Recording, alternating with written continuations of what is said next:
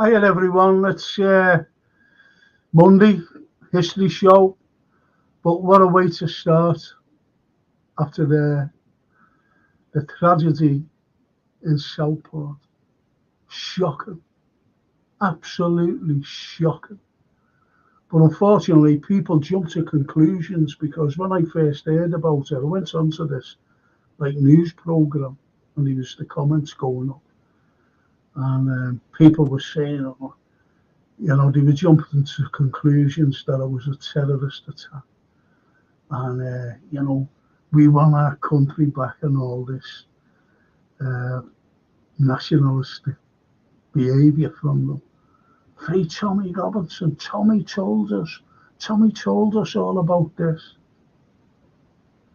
So they were jumping to conclusions. No one should jump to any conclusions at all. None whatsoever. Simply because of this tragedy. 2 kids, a little Taylor Swift fest. A little Taylor Swift fest. And you could imagine the kids saying, oh, Mum, I want to go to that. Because they dress up, they have certain dress ups like Taylor Swift. So you can imagine these kids saying, I want to go, oh, please, Mum. And that awaits them. That awaits them. God, blimey. Can't imagine what their parents are going through. I was talking to a mate of mine today. And he's got kids. And not today, yesterday. And I was saying, I was little Joey, I was little Frankie. And I was Kieran getting on. Because Kieran, I was stuck on it. I used to play games. And anyway, I said to Jay, I said, Josephine, Jay, I said, I'm stuck on this thing because he's a whiz kid on himself on these computer things. He said, hey, I'll go and get Kieran. I said, what? Little kid. And he got me out of this. He got me out of this, out of the level. I was stuck on it for weeks, pulling my hair out of it. And it's kids like him who have been killed today, stabbed to death, going out, saying to the mums. I just can't imagine it. So my condolences to all the families involved, every single one of them. The people who have been injured, the 2 adults who were also critically ill, trying to save the kids.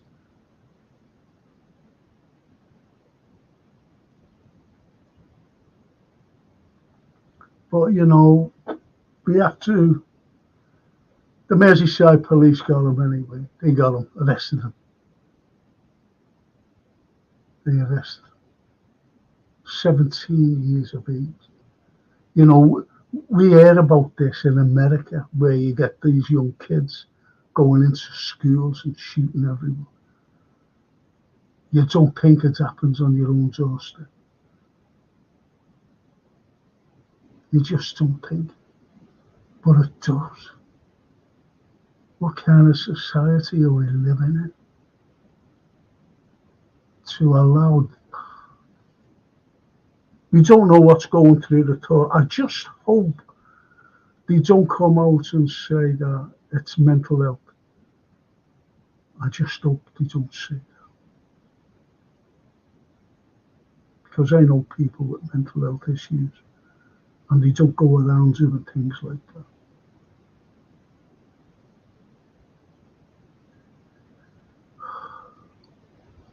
Anyway, I'll just say hello to these good people who have joined us before I bring And I'll get my thoughts from Anthony, the international artist, my mate, see what he thinks, and I bet he's dead upset because he's got kids as well, you know. Alinus, our Romanian friend, good evening. Good evening, Ali. Good evening. Paul Turner, good evening, Frank. Hope you had a good day and a good weekend. Thoughts and prayers for the incident in Southport today. See.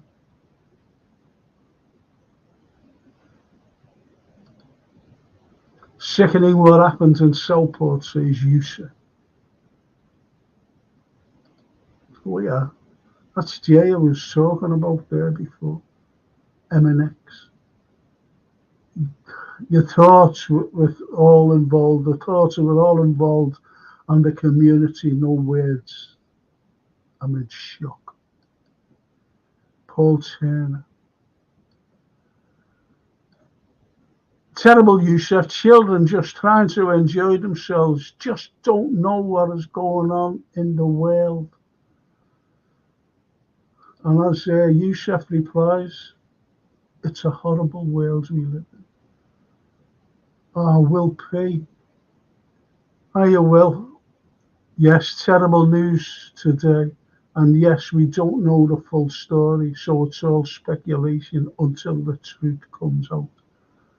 I was watching you before, Will P, about the foggy and Nick, but you didn't know that, did you? You didn't know that. And Gary Rigby, evening Frank, guests and everyone. I was looking forward to this show, but I'm in a horrible mood now, obviously. No, look forward to it. I know that it upsets everybody. It's upset everybody. Globally, not just us, globally. So, you've got to take your minds off it. We have to. That's the only way to move on. I'm not saying move on, you know. A neighbour of mine upstairs died the other day. And he gets a knock on the door and said, and I seen him a couple of weeks ago while I was sitting by the bench shed when we had that 8-hour heat wave 2 weeks ago. That's the last time I seen the man. And he was a lovely man. Him and his lovely wife. And he just died, bang, gone.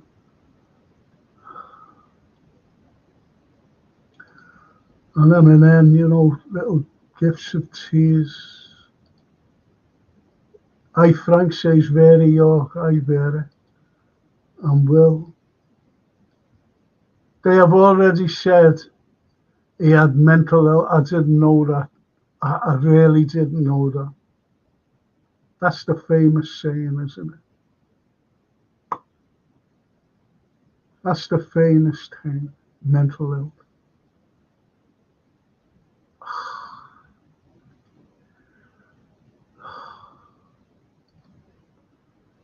Mental health is no excuse for this tragedy. It was calculated and planned, says Gary Rigby. Absolutely spot on.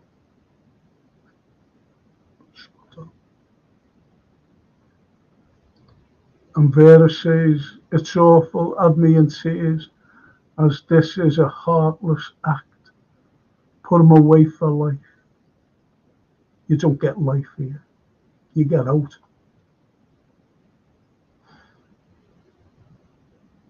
And Lynn Ellis, sorry that mental health saying is just a cop-out.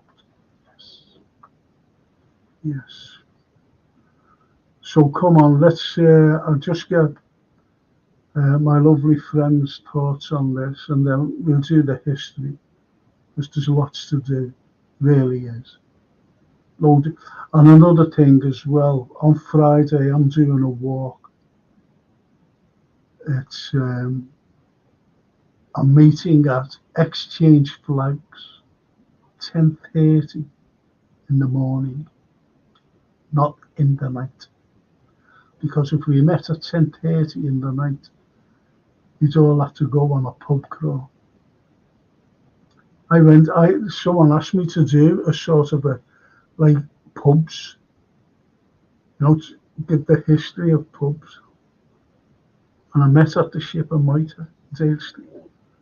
And I'd never done anything like that before. And I thought that you go in and have a drink. Got to Rigby's. Morgan, I've got to Rigby's. I can't.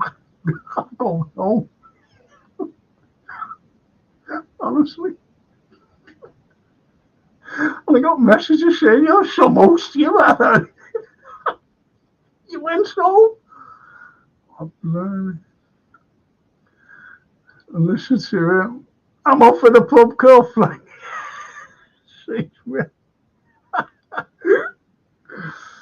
Oh, shit. I'm going to bring my great friend up. I'm going to bring my. Look at the Alinus there, and he's our Romanian friend. He still lives in Romania, by the way. He's not an immigrant here.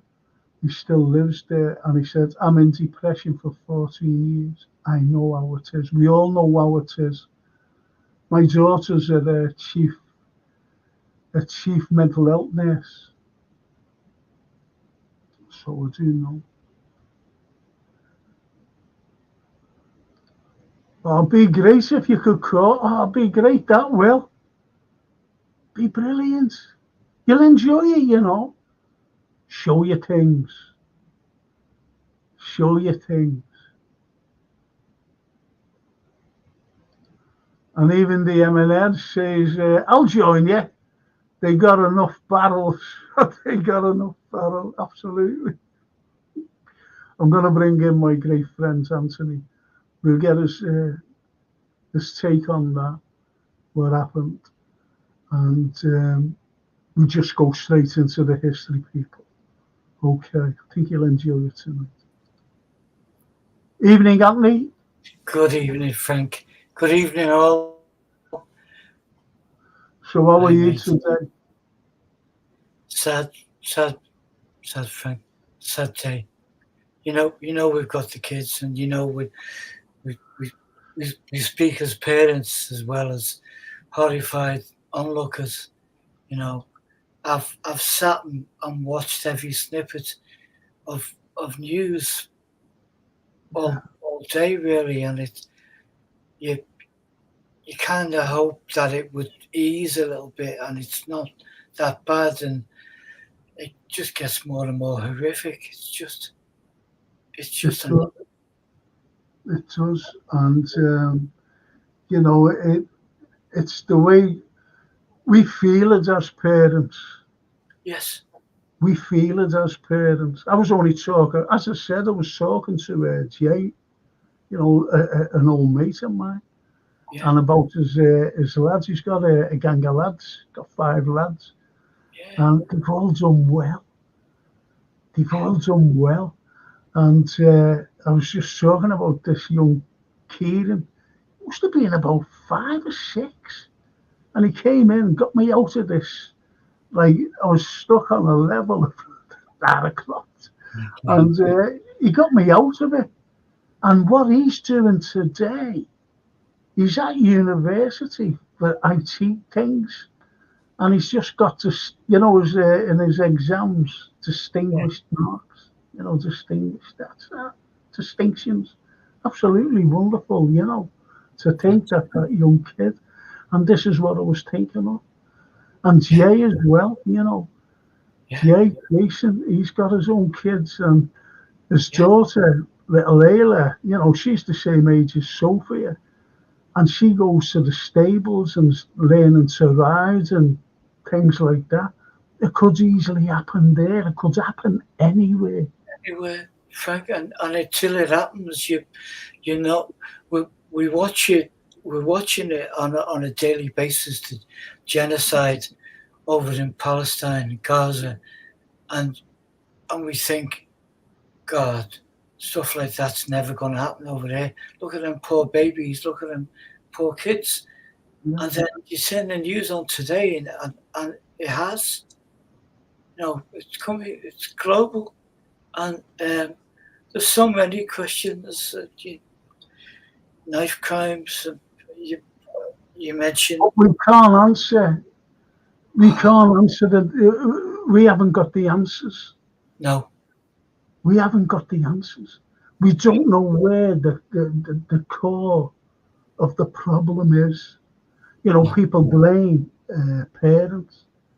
People blame, as I said before, blaming, immigrants.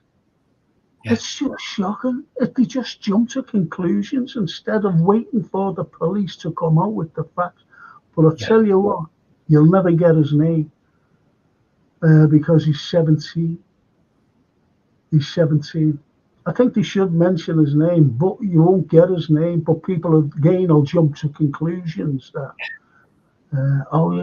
he's not a lad named Joey Jones or whatever, if you know what I mean.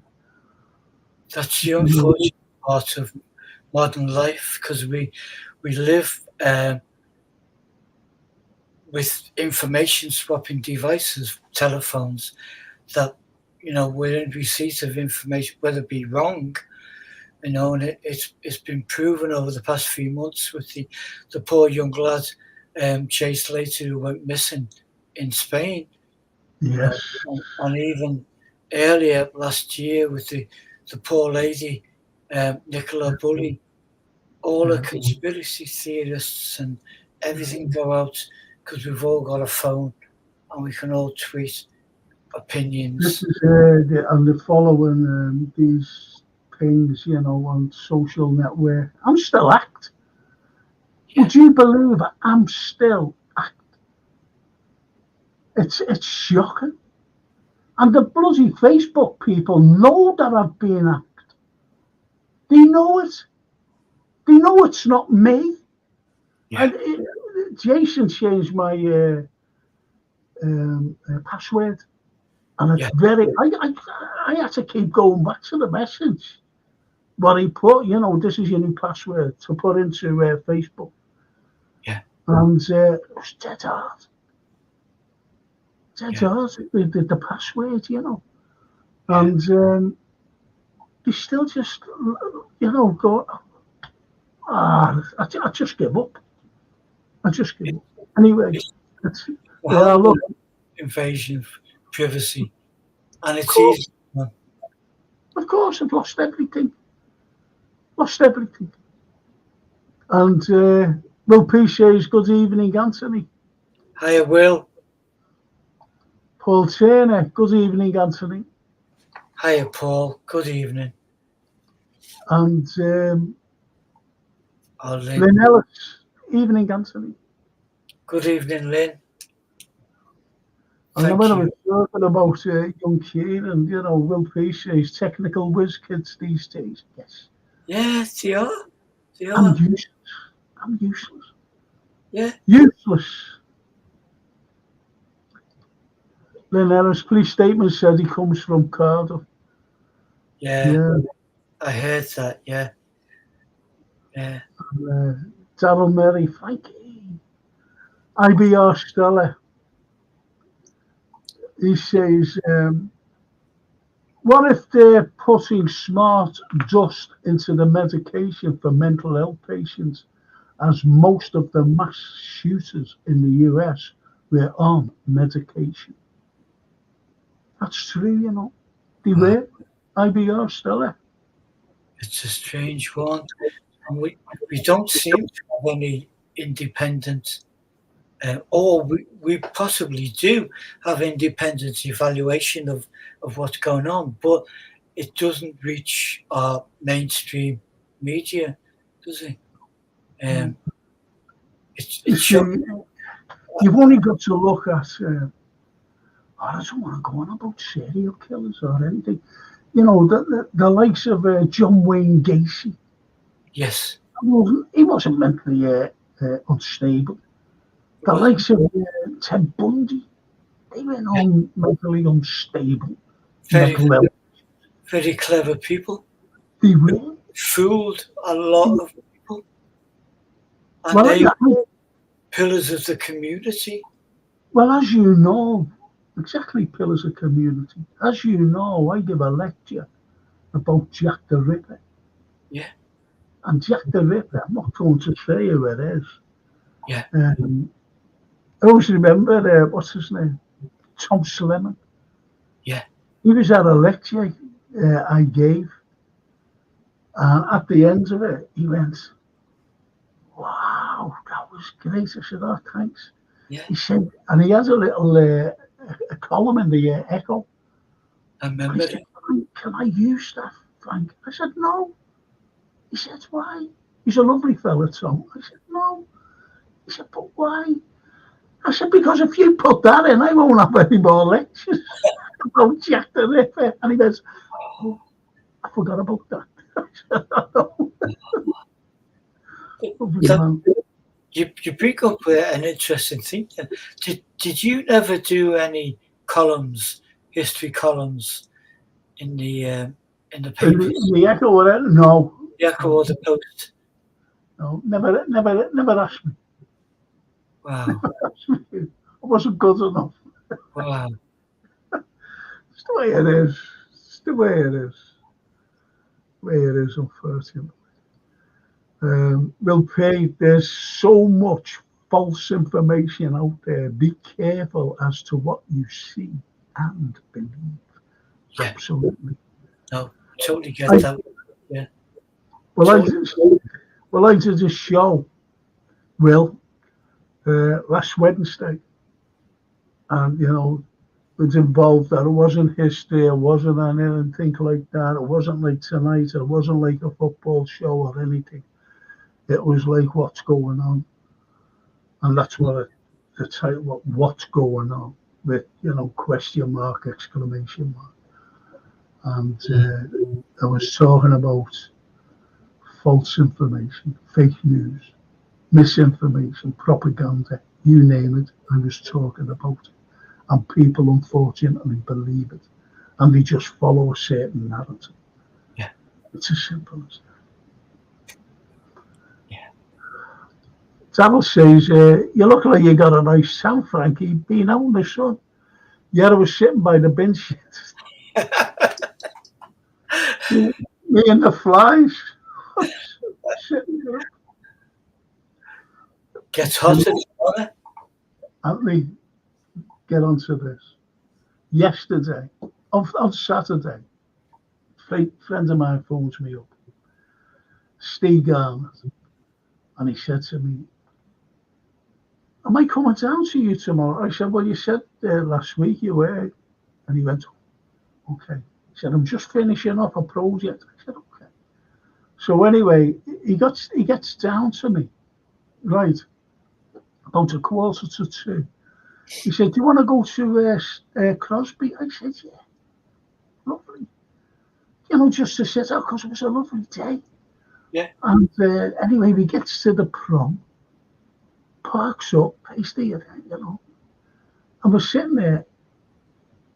And less than half an hour, he says, "Shall we go?" I said, "We've only sat down." He went, "Oh, okay."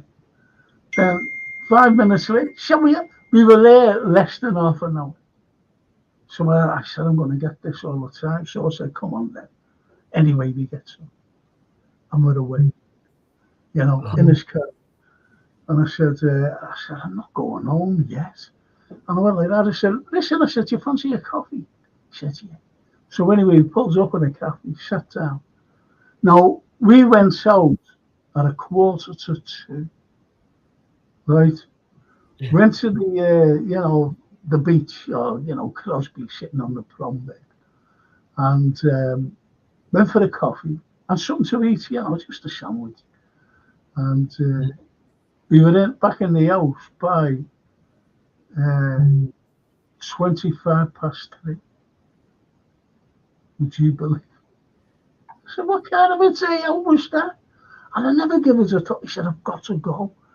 Normally he comes in and has a cup of tea or whatever. And then I thought, he's doing a project and he didn't want to let me down with him saying, "Come down." You see what I mean? So, albeit that I never jumped to conclusions or called it, but I just, I know. you see what I mean?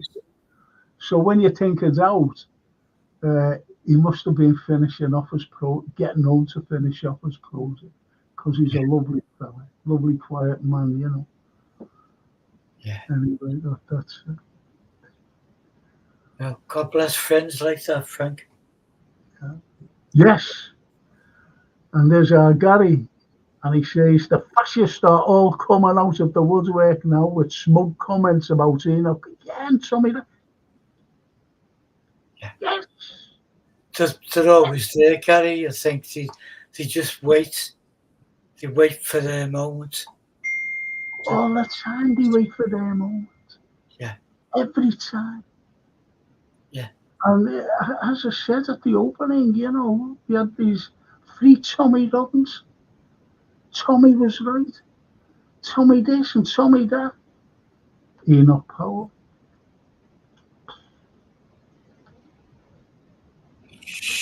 For brains.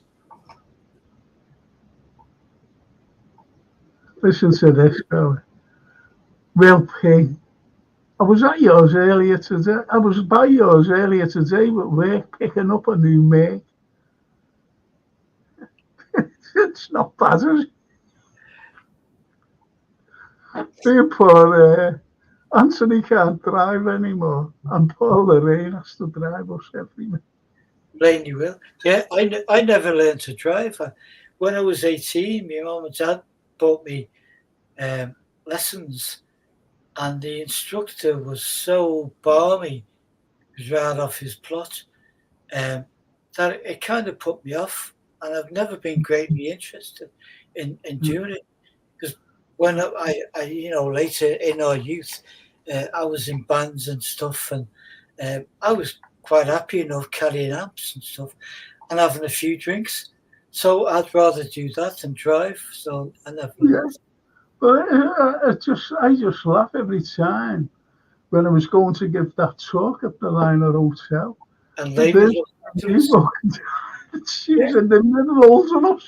We were linking it. She definitely would not leave us lying in the street. No, she wouldn't. It was so funny though. I just looked at you, you looked at me, and Elaine must have been going, look at these two, what are these two like? As though we were like heavily drunk, you know. Yeah. Unbelievable. Lovely, love it. And M&X, Jay says, evening, Anton. Good evening, thank you. And Vera says, I was on Friday and had to find a way to get back in, and it seems to be happening to a lot of my friends. That's Facebook, yeah. It does seem to have increased. I mean, yeah. I had I don't do Facebook as much, as you know, Frank, but I did have a clone on Instagram, people who pretended, and I'm thinking, what the hell would people get out of that? Why did he do this? It's nonsense. But I've lost photographs. I've lost memories. I had great memories, and lost them all. And it's not that I don't put posts up every day or whatever. It's very rare that I do put posts up. No. It's so sad that I've lost all that. I've lost it all. I just don't know what to do. And the Will P says, not heard of Tom Slemon in a few years. He's still around. Yeah, he's still around, Will. He's a lovely man. Yeah. I've never met him, but we've got a lot of his books. Our Emily is a big fan of his books. And no, he's just a lovely man, all round lovely man. And he said to me, you know, as I said, he was at one of my lectures, like you know, so. Yeah. And great minds. I wish I had your trajectory. Oh, you wish. He said, Yeah. I wish I had that, because he speaks very quiet. Yeah. I said, why don't you just shout? He said, I can't. It's not in my nature to shout, because he gives talks as well. Yeah. So, yeah, look at that damn failure, all right, never fails. Oh, thank Look at you. all that Oh my God. There's a damn whole failure. lot of Johnny Walker in there. Loads of barrels for Jay down there, M&X, loads of them. And Gary says, you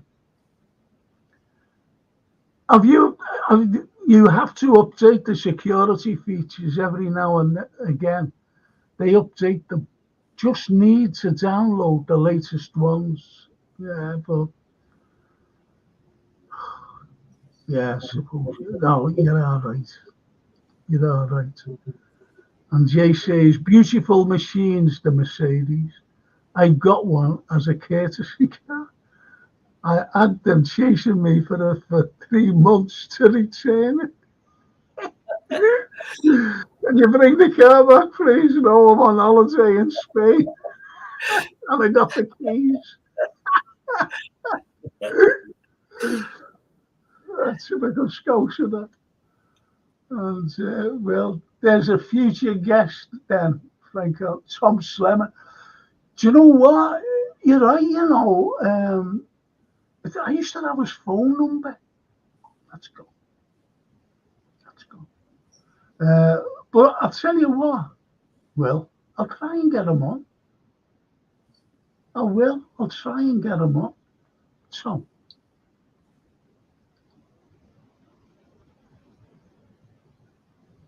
who's carrying Frank and Anthony after all those lemonades? Lately, We've both got a couch. Neil Broderick, evening from Turkey. Evening, Neil, all the way to Turkey. That's lovely, that. I bet you the weather here is great as well, Neil, just in case. The weather's fab here as well. And anyway, that'll be us. Not doing so bad this week, are we? No eider downs, no woolly hats, no gloves, no heat. No fires on in your background. No. It's really good, and that's what I like about. I know we're putting money in the bloody gas. You know what I mean? Well, not gas. I'm all electric. All electric. So the heat is up. And Paul says, hope you have a great time, mate. He'll be having a great time, so don't be worrying. I just want to show her a picture. But, and no duvets. Is right, Paul? Every week, Paul said has been saying, I'm under the duvet again. Well, we're nearly into August and our summer has started. Maybe. Look at that. Just as a heat wave kicks in, my fan gets conked out. Oh.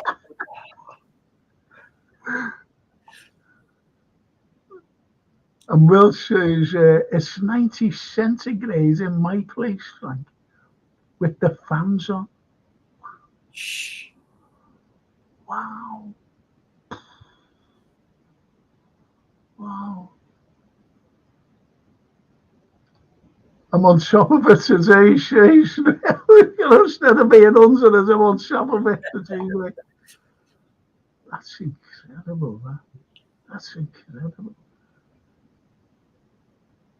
And Liz says, oh, you're escaping this in this heat. I love it. So do I. So do I. I'm going to show the ale's awful, but it's all inclusive. But you just enjoy yourself. I'm going to show some photographs now. You might become sick. Let's see what we have. Now, when you look down there, Dale Street, Yeah. and then I'm going to tell you something there. Do you see the way the town hall juts out? Yeah. Right. Well, if you could imagine during the Second World War, right, and the Americans came in, he was this big colonel, right, and he walks towards, from the pier head, he's at the pier head, from the Mersey, he walks up because all like armaments and planes and everything were getting unloaded and whatever. And he walks up because they were going to have a big parade, right from the pier head, right along Dale Street, right into the city centre, whatever. This big parade of all these American soldiers and arms. So anyway, he's under, it's genuine this is real, and he's under the Dockers umbrella, the overhead railway, and all these Dockers were walking up with him, looking at this big tall American fella, with a big shiny uniform, walking the side. So anyway, he gets to the Dockers umbrella and he looks up and he went there, we'll have to remove that. And he's looking at our town hall, because it juts out. The doctor said, what do you mean? He said, I've got to get all my stuff up there. We have to get all the... We went, piss off, that's our town hall. You can't be doing that, knocking that down. It's true, that. What's to knock that down? Just to get a couple of tanks up there. It's just crazy. It's crazy times. Crazy indeed. Crazy, Mr. Footy. And look at that. Now, why I've put that up, or why Jason put it up, is you see sheep in the, in the photograph. And as you know, during that time, if you were a freeman in the city, you'd be able to bring your own sheep, that is, through the streets, and you still can do it today. Yeah. Because you're a free man of the city. A free man. Wow. Oh, that's Dale Street. That must have been taken around, I'd say, 1880.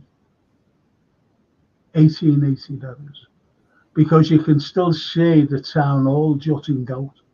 Yeah. That's still, Dale Street. It's a beautiful picture. It is wonderful, full of life. And Will, where are you, Will?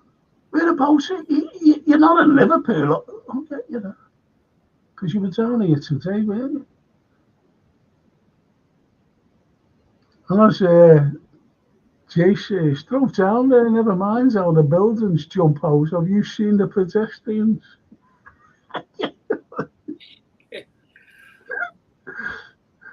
Oh, crazy man. So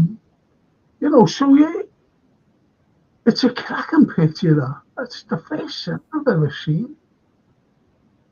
And you see, and what else is noticeable as well, which people wouldn't notice? Do you see the street lights? Yeah. Right? Do you know that there's no street lights in Dale Street? No one ever thinks of that, Wow. There's none in Dale Street. There's none in Castle Street. There's none in Lord Street. Or all over the city centre. There's not. Try and think about it. Just can't, because there is no. Such a powerful history. Yeah, of course. And that, beautiful. Yeah. It's a hotel now. You'd never think that the municipal building would be, a hotel today. No. It's a stunning building. And when people look at it, and they actually look at the clock. Yeah. The clock is taken from Venice. It's a Venetian clock. Wow. It's a Venetian clock. It's stunning. It's absolutely stunning. I'll get back to that, by the way. Tell you a few more things about it as well.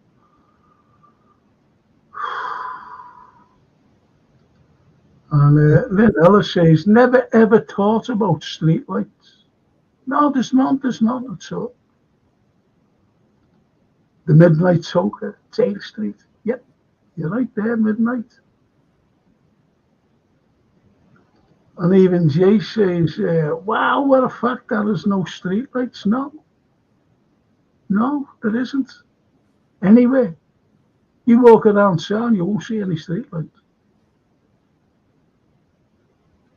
They're all on the periphery of the city centre. Wow. Every one of them.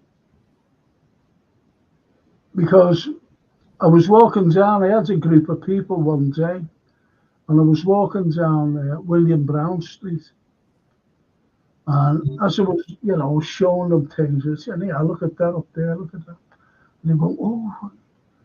And I said, have you noticed anything? And we were down the bottom. We were down the bottom of William Brown Street, and I said, yeah, look up. Is there anything not visible? And no one could get it. I said, yeah. I said, okay. I never kept them for ages, looking, and they just saying, no, there's nothing. What is it? I said, there's no streetlights. No streetlights.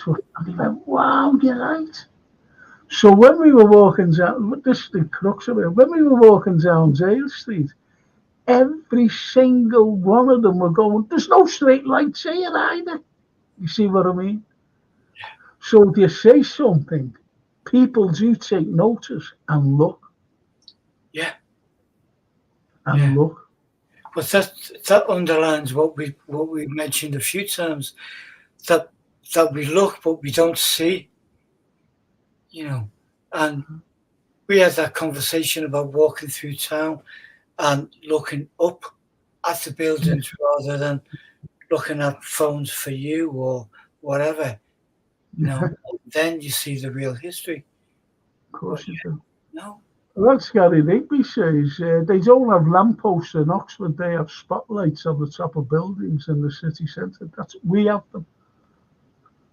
We have them. That's how, they're all lit up. We have them too, believe it or not. But they're on the side of the buildings. Yeah. And there's a very old one outside Daysbrook, Tesco, Frank.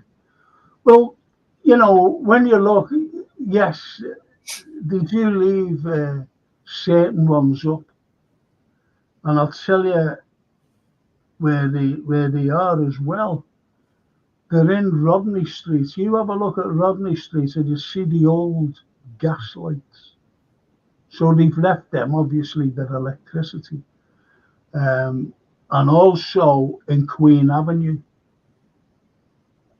you get a couple of gas lights in place there. But they're obviously their electricity now. So they left them up, because it's they're historical. Yes, they are. Historical. That's a good point, though. Good point, though. And do you know what? I love that building, And it's right next to the town hall. It was a former bank. And Professor Sir Charles Cockerell designed it. Wow. And I just love going down that street, going into Exchange Flags. Yes. Because I showed them a couple of things there. Things that they've never even noticed. But I can't tell you now because there'll be someone who's coming on that walk on Friday. And So I just want to surprise them, you see. I just want to surprise them what's there. It is, it's phenomenal. It really is what's there. And people just go, wow, didn't even notice.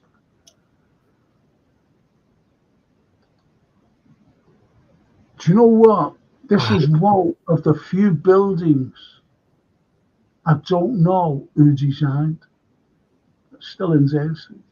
wow, Look at it though. so detailed, isn't it? Rem- Oh, Reminds me of somewhere like Barcelona. it does. It does. Or even Rome, because if you look up at the top and you've got those little Romanesque windows, they're like Venetian. Yeah, yes, So it's a mixture of everything. So beautiful. it is. So beautiful.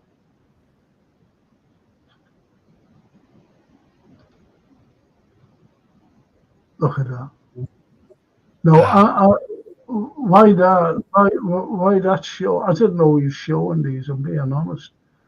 Um, it's the loft now. It's a hotel, but you can have a drink in there, and it's great. I love going in there and being honest, simply because I love the building. I Yes. really love it, and it was built in 1903 by Francis L. Doyle. Now Doyle, strangely enough, the dome has got gold leaf, and I was out with a group of people, and I was explaining about the gold dome and gold leaf, and this lady said to me, "My husband put that on years ago because he Oh, was, you know, he was an expert at putting gold leaf on certain places oh, around, you know." And that's a great thing to me. I'm explaining about the gold leaf, and this lady said, "My husband did that." You know, that's with other amazing. words, obviously, and it's And smashing. it is such a craft. Oh yeah, oh yeah. There was a fella named Alan. You know, that was his second name, Alan, and I forget his first name. And he was a great sculptor, Yeah. and he put the freezers on the on that particular building. And when I'm there, you know, looking at the building, I point out the freezers, the statues. Yeah. I just point them out. Amazing, just amazing. Look at that. Wow. Let me show you something next. Now then, that's Minster Building, and a fella named Richard Owens designed that. It's a pity that it's just become like a bar, another bar, which I'm made up with. Don't get me wrong, I'm made up with. It's right on the corner of Dale Street, facing the. It's right facing the. Uh, well, it used to be. It's not anymore. The magistrate's court. The magistrate's court. And as I said, Richard Owens, he said, right, you know, and all these candle fellas went to him, these gas people went to him, oil lamps people went to him, you know, when it was ready to have work done in the inside, especially the lighting. And he said, I don't want any of that. I want this new fandangled thing called electricity. That's how God. they pronounced it. They all went, you what? So I want that in here. Wow. And he added in, this was the first building to have electricity Wow. in Liverpool. And it became the head of the Northwest, you know, for all the electricity. Absolute. And it's a fantastic. I love the building. I just love it. Beautiful. And if you look at the friezes, you know, there's more friezes at the top, you know, like statues. And they're the statues of families from the 4 famous families of Liverpool. Like the Stanleys, the Molyneux, the Norrises, if you know what I mean. And the Moores. It's incredible. So, you know, it's a fantastic building, first building. But why I've said that as well is the very first theatre company to have electricity in the whole of the country was the old Shakespeare Theatre in Fraser Street. Okay. That was the very first. Now, Gary Rigby says Percy Street is one of my favourite streets in Liverpool. Gary, I've got news for you. It's my favourite street. It's not one of them. It's my favourite street. Percy Street. Beautiful. I have got to get in there. That just looks. Oh, it's great. I haven't been in. I'm being honest. I've passed there, and I've said to myself, go in there one day or one evening. We'll pick you up and go in one day. Yeah, that'll be nice. That'll be nice. And the Midnight Talker says, found out the other day that New Brighton used to have a tower that was taller than Blackpool's. Yeah. I mentioned that the other week, Midnight. Yeah. I mentioned that the other week.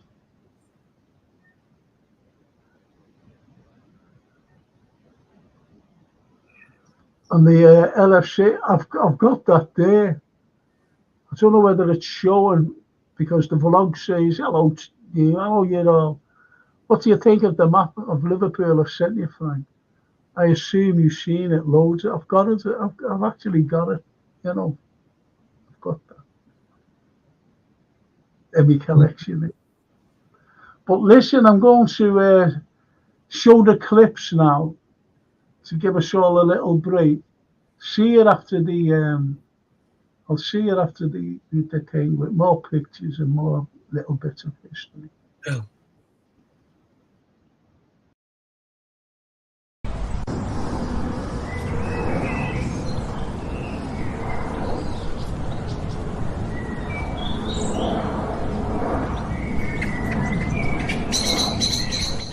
This is one of the most important buildings in the world. Humble St George's in Everton. Humble, it is not.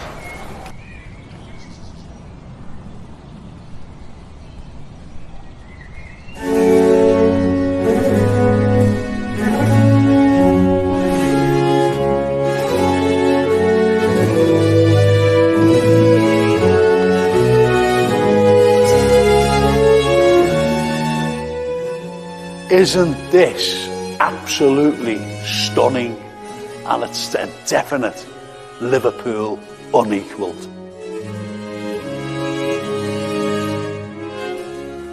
In 1814, this was built by Thomas Rickman and John Cragg, and it was the very first cast iron building in the world. Just look at this, isn't this absolutely wonderful? And one man who came to the services here was none other than Charles Dickens, the giant of 19th century literature. There was a great storm in 1935, and to strengthen the actual ironwork, they actually put bars in here. And I wonder if Frank Hornby ever came in here and got his inspiration for his Meccano sets. Basically, it's a giant Meccano set all bolted together. But could you imagine bringing that home one Christmas for the kids? Don't think so. Before the church, there used to be a beacon here. Obviously, it was the highest point in Liverpool. And John Atherton, who owned the land, he had his house here, obviously, and people around the Everton area, very rich people, because this was more like a resort than anything else, wanted a church of their own. So he decided to give us land to build a church. Obviously, they demolished the beacon and built the church. And here it stands today.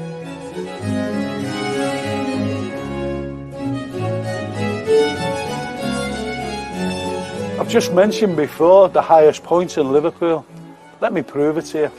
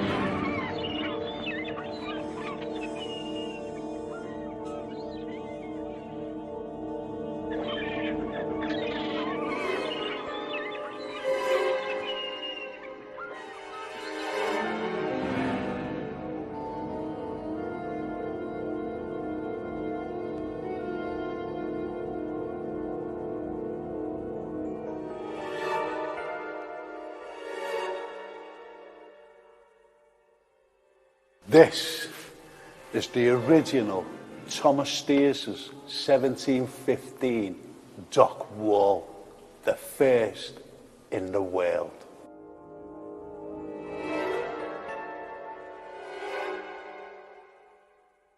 The reason why it's so special, between 1709 and 1715, this became the very first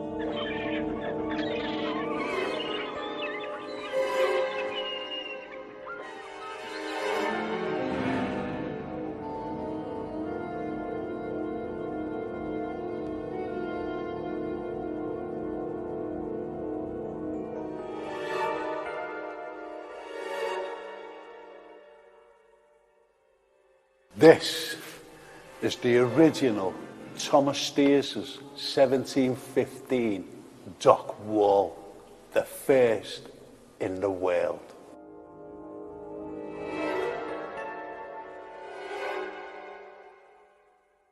The reason why it's so special, between 1709 and 1715, this became the very first wet dock that controlled the tide and the water of the Mersey. 100 ships could easily fit in the dock itself. And this was the beginning of Liverpool's enterprise, maritime enterprise around the world. And it was the beginning of the dock system.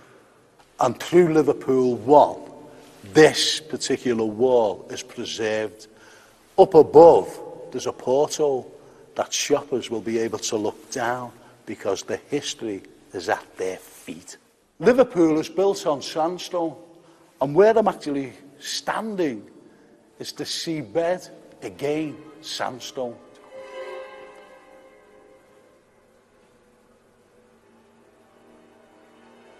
Just imagine the original wood and the original cobbles have survived since 1715. After all these years, the mason's tomb marks are still here. Just look at the sheer size of this. This is preserved for future generations. It's our heritage, it's Liverpool heritage, and it's Wales heritage. Hang on, I think I better move. I think a ship's coming.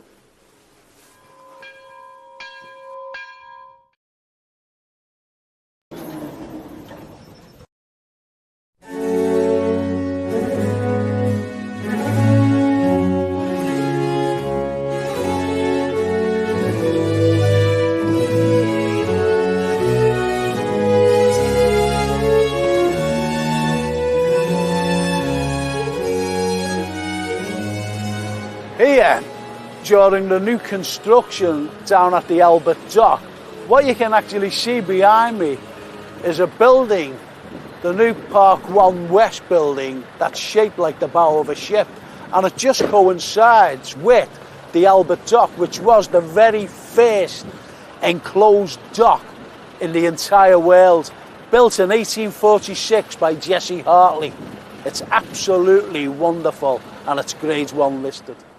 Why it was cutting edge at the time in 1846, before the Albert Dock was built, there was lots and lots of pilfery going on. Goods were going, businessmen, merchants were getting absolutely fed up.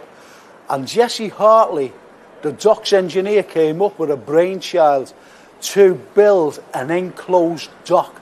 And this is what you see today, the very first enclosed dock system in the entire world. And it opens in 1846 by Queen Victoria's husband, Prince Albert, hence the name Albert Dock. As you can see, people are just sitting down on a lovely day drinking coffee. But if you go back to the 1850s, the actual coffee beans in big sacks were being unloaded by the dockers. But unfortunately, there's no more dockers now. But they've been replaced by the tourists sitting down drinking the coffee. So therefore, it's come in a big full circle. Besides the coffee, what was coming into Liverpool, into the Albert Dock, was sugar, cotton, exotic fruits, spices from all around the world. And yet, Jesse Hartley said, we cannot afford for these to be pilfered. And he built the dock. And there was only one way in with the ships and one way out. No pilfering. And that's why the rest of the world copied this magnificent building. During the decline of the dock system, this became no exception, the Albert Dock, because it just went and fell into dereliction.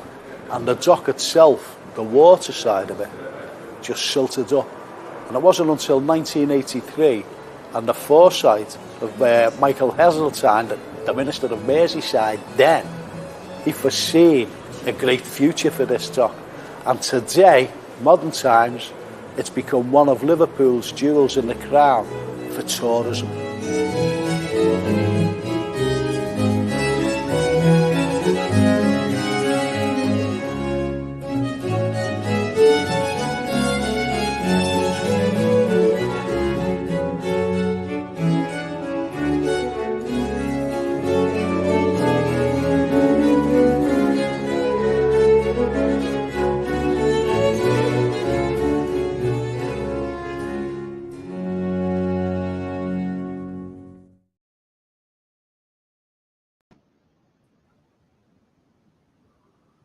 It's unbelievable, that truck, Amazing, no, amazing, and it's what a hero to the city. Jesse Hartley was, he's just Certainly was, and as I said, I was given, I was on two channels, alternative days, day after the other, for Japanese television. And on the third day, I was on television for German television, TV. And they more or less wanted the same thing. And obviously, they wanted the architecture of Liverpool and the Beatles, they wanted the Beatles. So I was going around, I gave them exactly what they wanted. But I did the three groups of them, two different television channels, Japanese, say like BBC and ITV here, for example, and the German crew as well. And they were lovely people, really lovely people. And I was down at the Albert Dock, and I was talking to, like, first and foremost, the first Japanese couple, TV company. I was talking to them, big crew of them, massive crew. So I'm talking to them, and all of a sudden, after about 10 minutes or so, this young fella comes down and says, "Oh, you've got to move." I said, "I beg your pardon?" He says, "You've got to move." I said, "Why?" He said, "Because this is private land." I said, "Oh, what are they to? These like people just walking about." He said, "Well, they're tourists." I said, "These people are filming Liverpool all the way from Japan, and you're telling them to move?" I said, "No." I just told them to piss off. And so anyway, finished that filming, and it was only like a couple of more minutes to go. Anyway, when we got up, this fella came back up. He says, "You can't film me."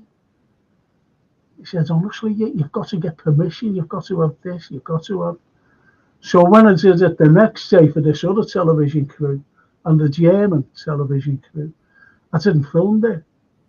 I filmed around by that bloody museum, with those three black granite buildings. So that's where I filmed. We got to go view the Albert Dock, make no mistake about that. Yeah. But right there, it's pathetic. petty rules. Yeah. Yeah. Stupid. These were promoting Liverpool. Yeah. It was owned for many years by a London company, wasn't it? Albert Dock. Manchester have got it now. I think. P. Lawson. Couldn't make it up. They own our airport. They own everything. But that's the way it is, unfortunately. That's the way it is. That's the way it is, Anthony. It is, but I am so sure that they admired your perseverance, Frank. The film company, I mean. Well, I'm still waiting for what I want to do with you. Yeah. Yeah, because I've got to. I'm waiting for a certain. I can't mention it. And that's what I'm waiting for. I think we'll have good weather this month, and we'll get back. It'll take about 3 days to film, to be honest, because a lot of it will be in the can anyway. And then I'm just going to put us on YouTube. The people will love it. Who's on here now, the chatters. They will love what I'm going to do. Yeah. They will love it. Well, hopefully that this week is the start of some good weather. It doesn't have to be boiling hot, but... No. Well, this is on, with the walk as well on Monday. Not Monday, this Friday. It should be good, but it'll be slow. With me, it'll be slow, but at least we'll get around and it'll be good. And I'll be showing people things that, they'll be very surprised. They'll be very, very surprised of what I'll be showing them. really will. So that's where the meeting. But it's gonna cost a fiver for the people. You know, Yeah. there's nothing I can do about it. So you know, if you want to come along 10:30 Friday, it's going to be a nice day, and meet me. You know, if you've never met me before, and we'll have fun as well. We'll have a laugh, but you'll be seeing things. I'm going to show something about the Liver building that you go, wow, didn't even notice it. Didn't even notice it. The Liver building, and everybody knows the Liver building. Incidentally, when the Liver building went up, there was a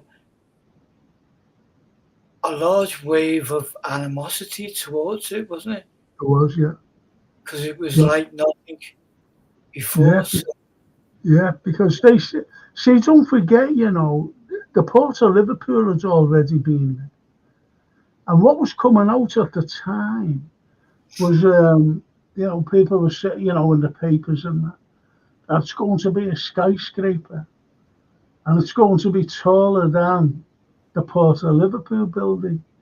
And yeah, people didn't want it. They said, no, it'll spoil the view of the Mersey and getting rid of our docks. But that's the way they were. And when both of them then, you know, the Liver and the Cunard, you know, which was the last one to go up out of the three wonderful buildings, yeah, everybody was happy. Everybody was happy. But why they said it, I'm being honest, um, it took 4 years to build, and people were on strike in 1911.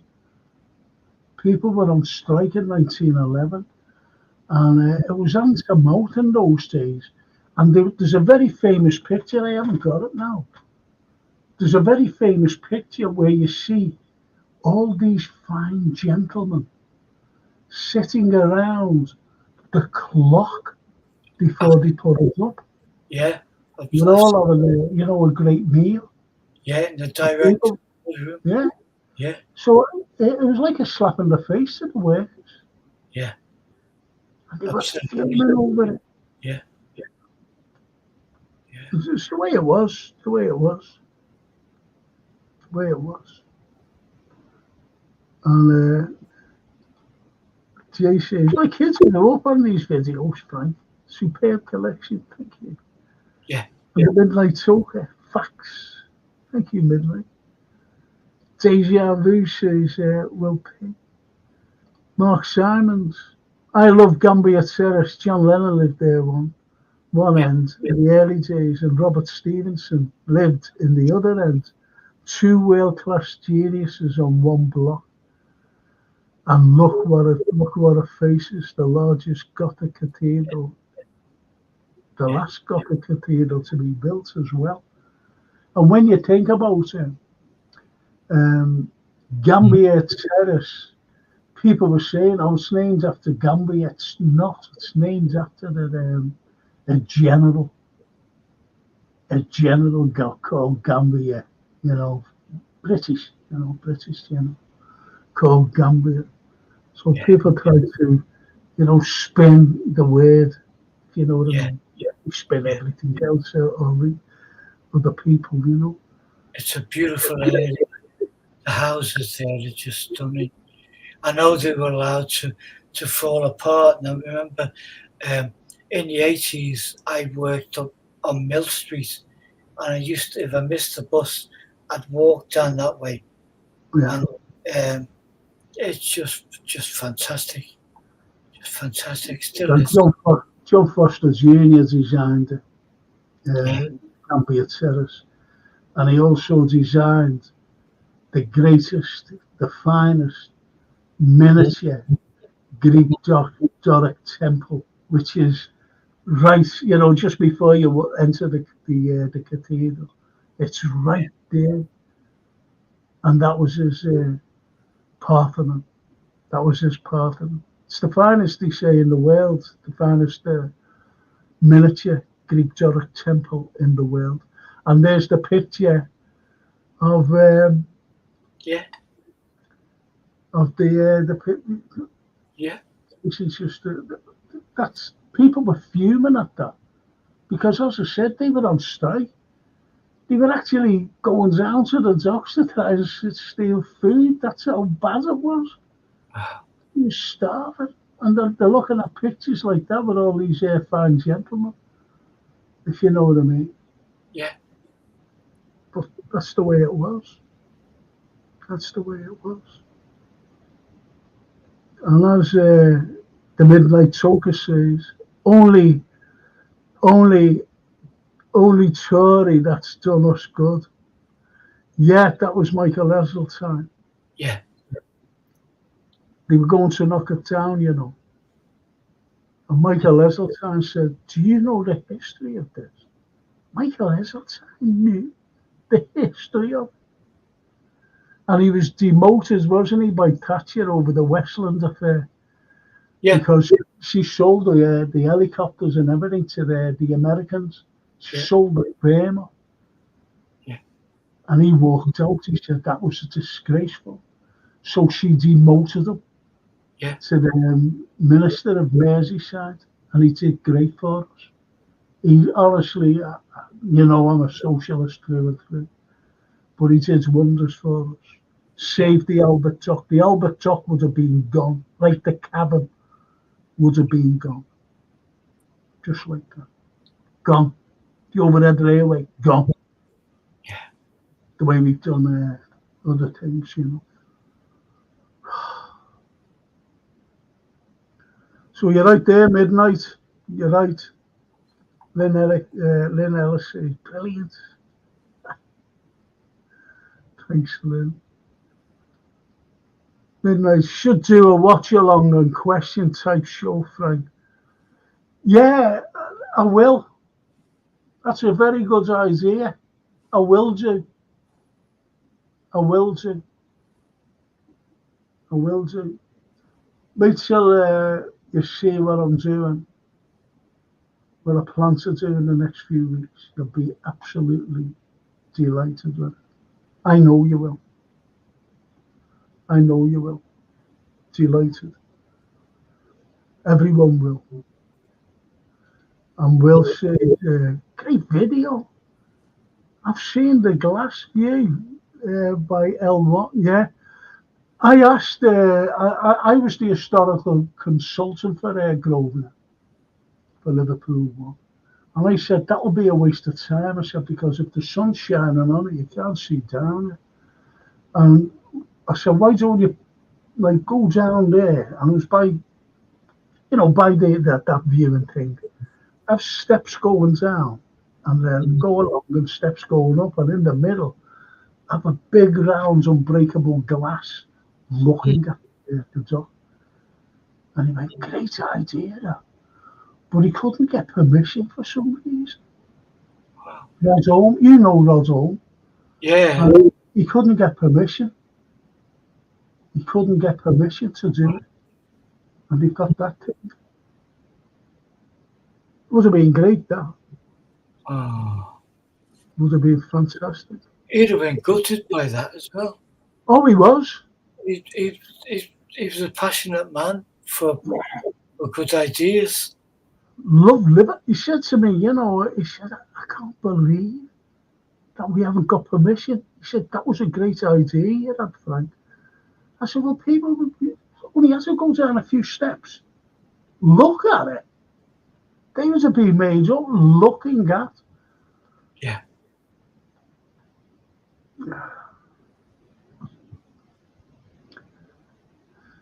That's it. And Paul says, unbelievable transformation. The Albert Dock. Love that area of the city. Great video again, Frank. Love these you show halfway through the show. Thank you. Thank you so much, Paul. Gary, remember Arthur Dooley, Frank? Yes. Yeah. Big Arthur. 6'4", 5". Huge. I got to work in his studios. And Yeah. That's where Pauline Daniels has a little studio there. Yeah, that's right. Yeah. I had to go and ask Arthur Dooley if I could, Laney and I could have a room there. So this is like well, early 90s, Yeah. and he was still there now. A massive, big bear of a man, quite intimidating if you didn't know him, but a lovely guy. Yeah, he was intimidating, but gentle. Yes, was, yeah, and a genius. It's The just Irish Guards fella, yeah. his way, you know. He had that wonderful, wonderful sense of self. You know, he wasn't like anyone else. Brilliant. He was a Superman. Yeah. Will says, can you send me the details of your walk on Friday, please? Thanks. Yeah, of course I will. I'll send you a message. Oh, I don't know whether I've got messages anymore. Do you Yeah, know what? I think Jason's set one up. Has he? Yeah, Well, it's rolls of Will, because I was in contact with Will yeah, all the time, and I don't know. I've lost a lot of contacts. yeah, I've lost a lot of contacts. Yeah, look, there's our email going along there. yeah. FCLiverpoolpod at gmail.com. I think it's an easy enough, all lowercase, FCLiverpoolpod at gmail.com. Well, that'll just keep going along. Just try and get there, and I'll send you the details. So it's a 10 o'clock spot, Frank. I might have a Yeah. phone number. Yeah, no, it's 10:30. 10:30 Friday. 10:30 Friday, yeah. Should be fun. It will be, honestly. Will be. And Will says, also, do you have to, no, just show up, Will, that's all, honestly. Just show up for 10:30. You don't need details. Just show up for details. No, I mean, just show up on the day at 10:30, exchange flags, and I'll be there. That's all, Will. That's all.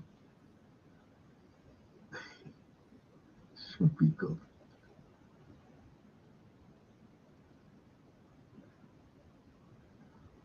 That's brilliant.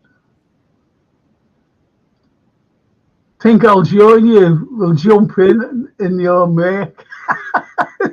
He's saying to Will P, I'll jump in your make. That's he's like. Oh. And even the Will P says, yeah, you've bad luck. He said, I'm bussing it after. I'm afraid. Gary Rigby says, Arthur Dooley predicted the Albert Dock being all retail back in 1972. Brilliant. The thing is, when he said that, he said it should be, but we were knocking it down only for Heseltine. We were going to knock it down. We were going to flatten it for some reason, like we flatten everything else. Believed we were going to flatten it. And the Midnight says, Peel Holdings invested billions into bringing the trade back to the docks. What trade? Not being funny. Do you mean like the big container thing? That's that what you mean? Because that was already in the process anyway. They had to.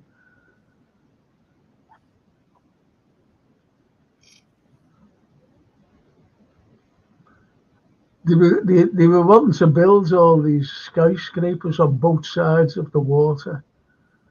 Yeah. and they were going to call it, believe it or not, the gateway to Salford. Oh, The gateway to Salford. That's what they're going to call it. oh my God. In Oldham.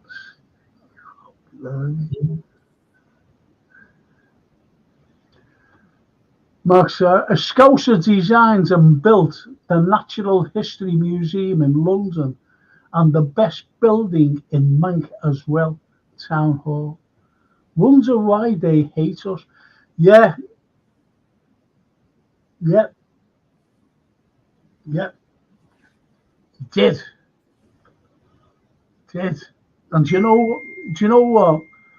George Gilbert Scott, he designed the power station down there, which is now exclusive blocks of flats. Blocks of flats. Incredible. Just got a message in. And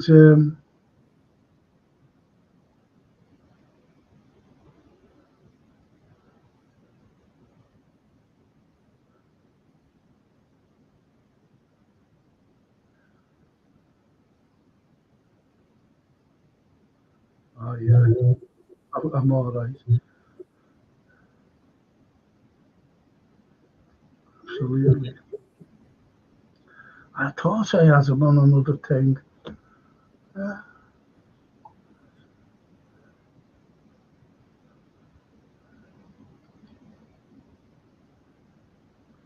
And now they have a Scouse mayor. Yeah. Lovely guy. Andy. It's mad, isn't it? It's mad.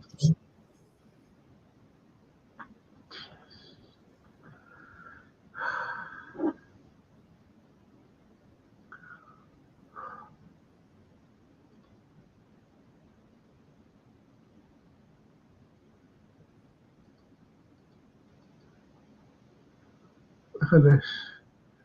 This is what I mean about things. See that? Yeah.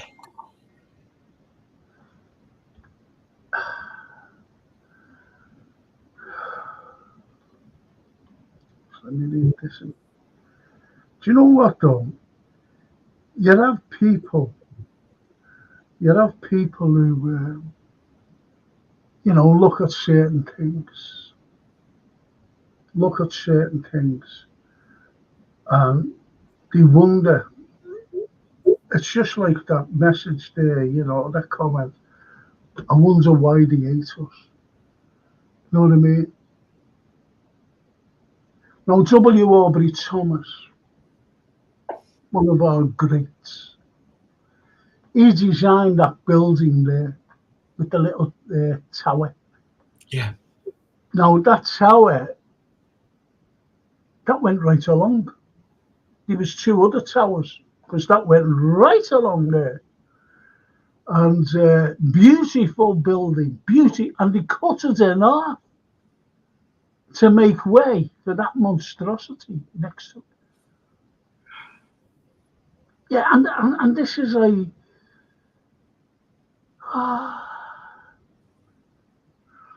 it's pathetic the way we've gone about things.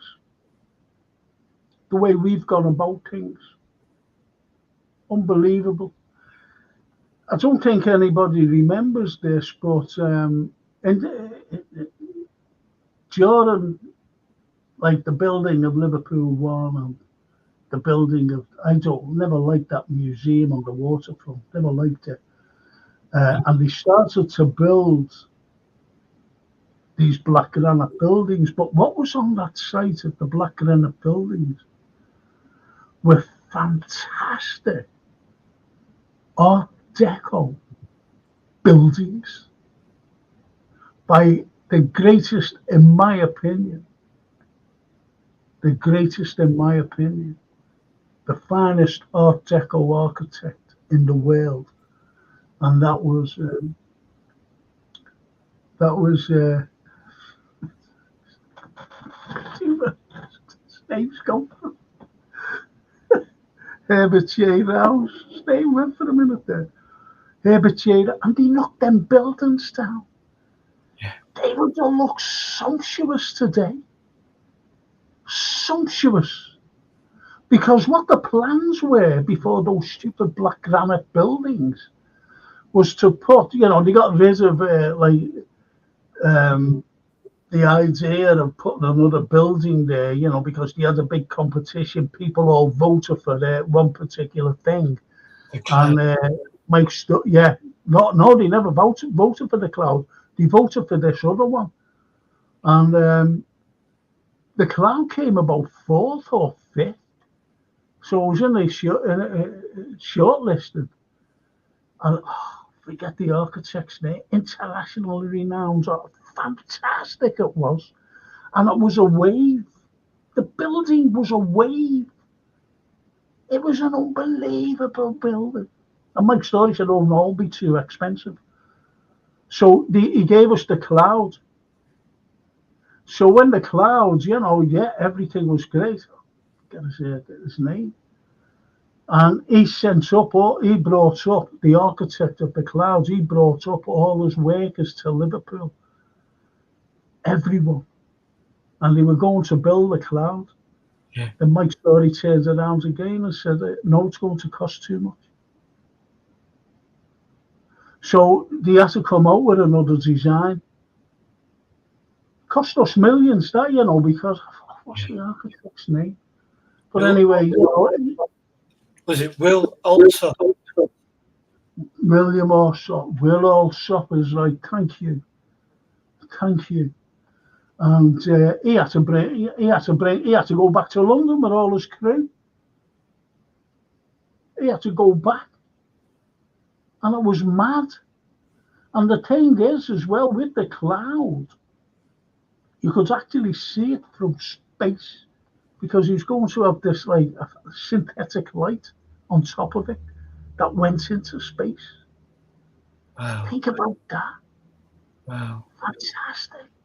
I remember seeing the drawings of it and the kind of architects beautiful of it, yeah.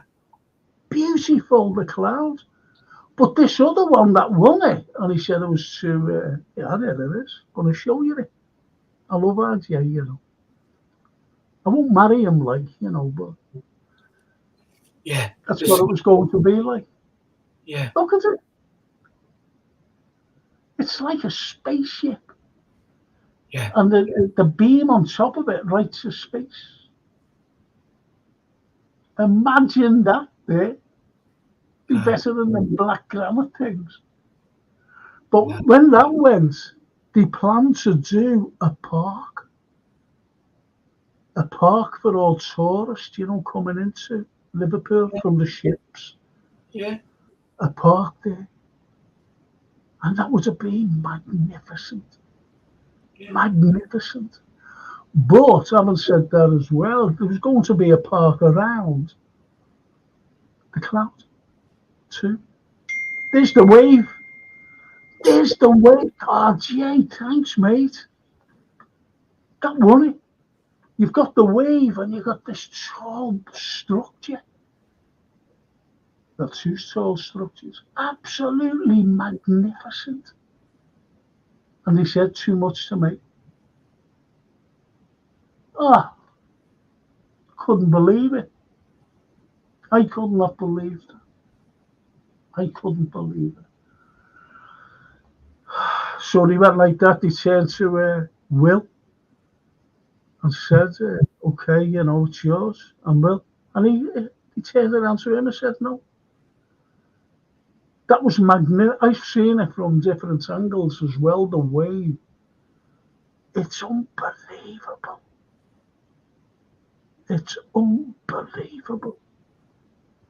The wave. Beautiful. Say like you're at ground level. Yeah. Look. Aren't they magnificent? Yeah. Magnificent. Yeah. Very New York, isn't it? Yes, New York and yeah, yes. which of course has been our connection really for centuries. Liverpool, New York, the vibrancy. Yeah. I'd never seen that image before. Oh, they're fantastic. I voted for that. I remember bringing my students down. I said, how was you all like to vote? They were just made up to get out the classroom.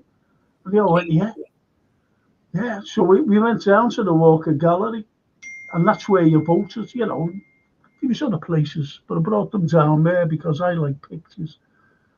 And I said, we'll have a double whammy. We'll have a look at some pictures and that. And the two voted for the cloud, funny enough. But we all voted for that. The majority, well, Yeah. with the exception of two, voted for that. I would have loved that there today. I would have loved it. There would have been no black granite buildings. There would have been a park. Then you would have just crossed the bridge, I think, to the Albert Dock. To the Albert Dock, yeah. Ah, Yeah. ah. It's just so sad, So sad. As the Midnight says, the eighth wonder. Absolutely. It says, wow. Will says ping again because it's me. I know it is, Will. Sends me message. Why can't they build old style buildings? It would have fitted in the same style as the Three Graces. I don't like calling them the Three Graces, Gary. I'll tell you for why. I have my students and I had to bring them around. They were all freshers. And there was a couple of others who now were in the final year, but I was bringing them around anyway. So we walked down. I said to them, look, we're going, this is genuine, this. These were Liverpool lads, by the way, but the freshers were from out of town. And these lads, two girls, one lad and two girls. And I said, I'll be bringing you down. And I mentioned the port of Liverpool first, then the Cunard. And they went, where's that? What do you mean? Where are they? And I said, you've never heard of the port of Liverpool or the Cunard building? He went, no. I said, what about the library? He said, oh yeah, heard of that. And what the girl went, they're known as the Three Graces. What I'm saying is that they lose their identity. Yeah. The library building will lose its identity if it keeps on going. The Three Graces, the Cunard will lose its identity. I'm not saying, I'm not being funny, but like in years to come, you could be having a quiz that we used to do in the pubs. Can't have them now with the phones. Anyway, you could just say, where was the Port of Liverpool building? See? Or what was known as the Port of Liverpool building? What is it known today? Or one of the Three Graces?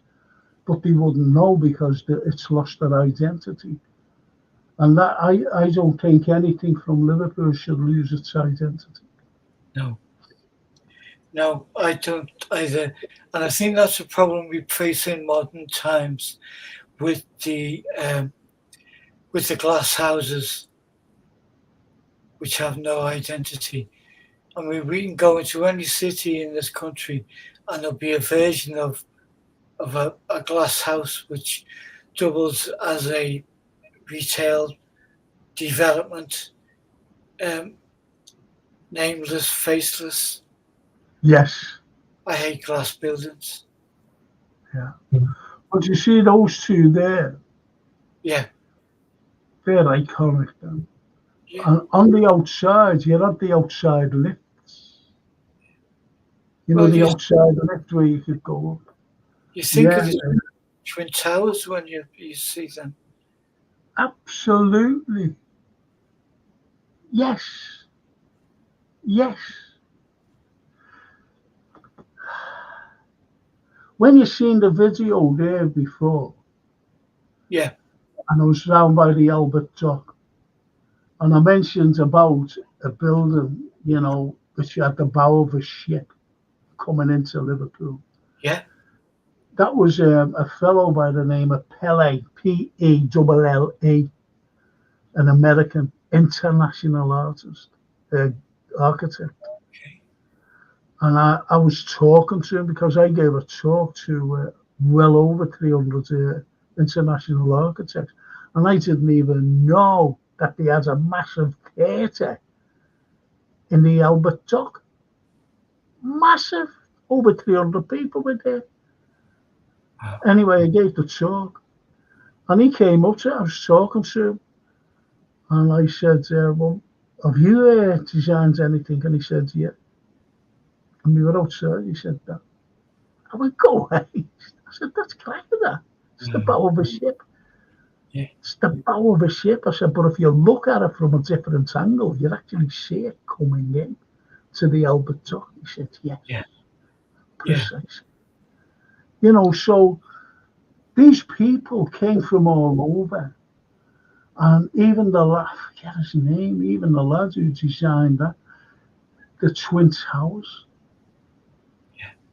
they were iconic. As I said, I go mad over it. I really do.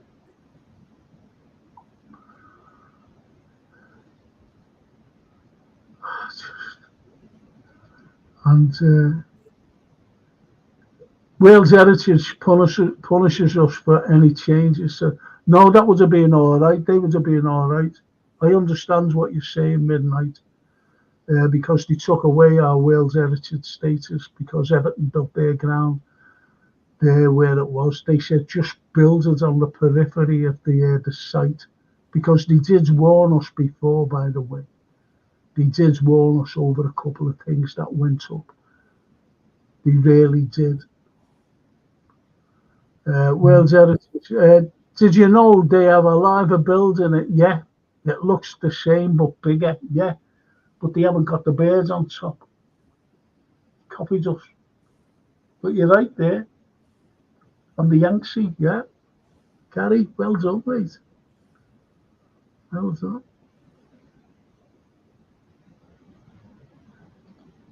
Jay says, be great for me, lads. Girl who born and bred in Newark to see the sights. Don't see them. No. Sorry about that, Frank. I don't like the term myself. Don't know why I said it. No, don't be sorry. It's look, Gary. That's the danger of being going into the rabbit hole, and I'll tell you for why. You wanted to get your point over, so rather than saying, you know, what I call them is the Edwardian buildings. The Edwardian buildings on the waterfront. I know what you mean. And the people, if you'd explained, Gary, you know, yeah, it's the Edwardian building. What are they? Oh, you know, the library. And the, well, you got to say that, right? The library, Cunard, Port of. You don't have to come up, Port of Liverpool. You say the Port of. See what I mean? And when we go back to something, I forget one of the lads is saying, like, why we hate it because even down in London we built, you know, like what George Gilbert Scott did besides our cathedral here. And the other fella, I forgot to mention him because he said on there we built the Manchester Town Hall, and that was Sir Alfred's Waterhouse who designed the Manchester Town Hall. A Liverpool lad. who designs, you know, it's a hotel now. It was a hotel when he designed and built it at the beginning, which is the Northwestern Hotel, right facing St George's Hall, Lime Street. Yeah, beautiful building. Yes. Love it, love it. Well, he designed that. And there's a building down St John's Lane, which is now Dr. Duncan's. He Wow. designed it too. He designed that also. Sir Alfred Waterhouse. And they're just the same. Wow. And when I show people a certain feature of Waterhouse's hotel, I tell them what it's about. And they all go, wow, we can see it now, you know. So I tell them that it's special details because all architects, it's like everything else. I know you, Anthony, you love Leonardo da Vinci. Why do you love him? He's never been bettered, Frank. He's always been inspirational with his life story and but his works. And it's just if you're going to conjure up one image to say what is art, then it would be Leonardo's. Well, there you go. And it's like everything, every profession that you go into, you take great inspiration from other people's work. Yeah, the greats, yeah. And that's what, you know, that's what a lot of people took great inspiration. It's like a wonderful, see, I can't explain what Sir Alfred's Waterhouse. He looked at a certain structure and he went, and he was only a young man, he was only a young architect learning his trade. And he said, if I ever get the chance, if I get a big commission, I'm going to put that in. That's what he said.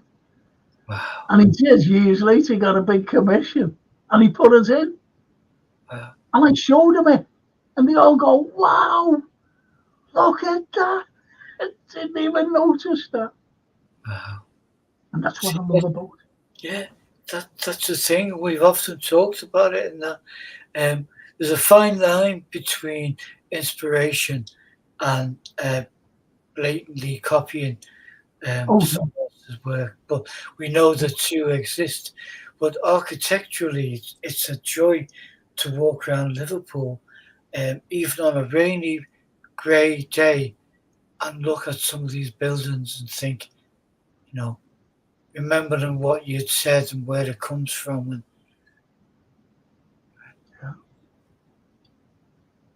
this young guy on the Liver building. one more. Do you know I heard the lads were out Gary Rigby? And he said, look, we've got a Liver building. Look at it. It's just like it, isn't it? And the one That's next door looks like Port of Liverpool next door. Yes.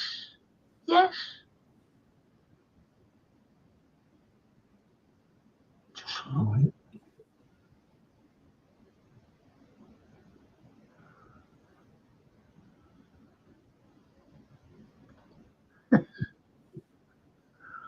Pak Hung Cham.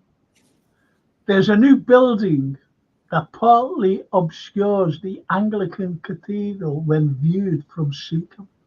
Disgraceful. The planners should be made accountable. It's always been like that, Pak. Always, I'm sorry to say. And no one is held accountable for anything. Yeah. Oh, Dorothy, have I missed you before, Dorothy? I don't mean to, let's see. Sure, I've seen your name. Yeah, Dorothy, lovely Dorothy. She says, didn't Arthur Dooley meet Shankly? Yes. Liverpool FC. I seem to recall Shanks in a conversation with him around the ground. There's a video on YouTube of it. I think Dooley was a very fine sculptor. Of course he was. Yeah. Of course he was. He was He had great. wonderful gift of being totally different. Have you seen the flight into Egypt? Yeah, the donkey. One of his. I think we've got it. We've got it up in the In a the church, cathedral. cathedral. Somewhere. He was just an unbelievable man. Yes. And Dorothy says Victoria Building, one of Waterhouse's, Frank. Sat exams there. Amazing work. I love Waterhouse. I love him. I love his work. I love Herbert J. Rouse's work. I love the work of John Foster Jr. and his dad was amazing. His dad built the balcony on the town hall because it was badly damaged by 2,000 sailors who were out there. You know, what has happened was in 1774, I think, or 84, I'm not quite sure now. It's on one of my DVDs. The merchants are taking 10 shillings away from them a week. And it was anti-mountain, and it was very hard to be a seaman and back in the day. 1700s, think about it. And he was murdered. So they unrigged all the ships, and they said, no, we're not sailing. We want our 10 shilling. I don't know whether it was 10 or 30. No, it was 30 shilling. 30 shilling off them. They had it. So anyway, 2,000 of them went up to the town hall. 2,000 big sailors. And they had cannon. They started shooting, cannons going and everything. And they damaged the front of it badly. So when it was all over, they had to bring in John Foster Sr. And he designed. I love showing one of his buildings, He designed the balcony that you see today, the very famous balcony. And I love showing people this other building that he designed. And it's a cracking building. It really is. And you see the old stone still there today, by the way. You never knocked that bloody.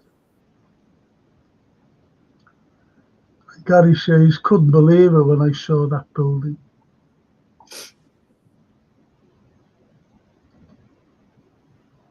And years I've been on this planet and lived in Liverpool all my life.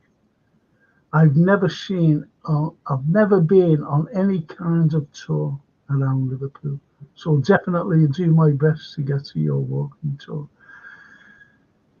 I'm not boasting here. I've took a group of people around. And I've mentioned this before, very recently. And I was on this tour. And these people, at the end of it, they came up to me, they were nice and tanned. And they said, we just got back yesterday from Barcelona. And everywhere we go on tours. And she said, this is the finest tour I've been on. Wonderful. Wonderful. And, it was a great compliment. Great compliment. And there's Victoria Building. Well, that was my uni. Wow. And I actually did a thing, a full circle, because I've given lectures in the amphitheatre. And did you know that they've still got the heating system, the radiators, the original radiators in there? Wow. I love that building. tell you where I did my exams. I did my exams in the crypt in the Catholic Cathedral. Oh, well. I used to bring people. Do you know what? Do you know what it was? You know, people don't realise this. In the crypt, you've got a massive, long, it's like a hall. Well, it is a hall, right? It's a massive, it's like a big corridor, and that's where we did our exams. But at the end of it, there's a massive, I don't know if it's still there now, massive bullseye. And you know, our archers, you know, who went to the Olympics and things like that, you know, Commonwealth Games and all that, they used to practice there. All the Robin Hoods. Get away. Yeah. Incredible. I've only ever been down there once. Absolutely awesome place, the crypt. Multi. And yeah, Paxton Chance, Victoria Building was the first red brick university building, I believe. Yes. It was my birthday. You've been to my home, haven't you? Yeah. Right. And you've seen the picture that a friend of mine did. And it was my birthday. He said, I've got this for your birthday. And he gave me a watercolour of that.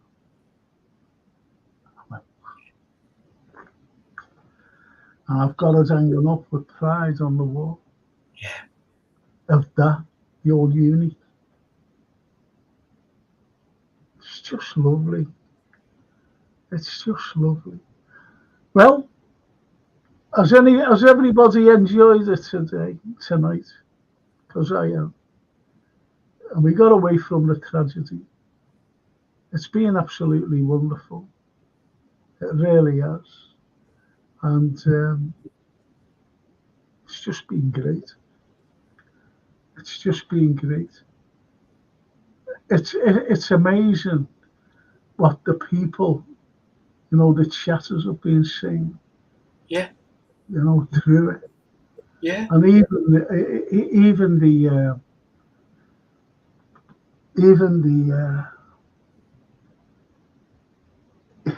how can I explain this? You know, liking the videos.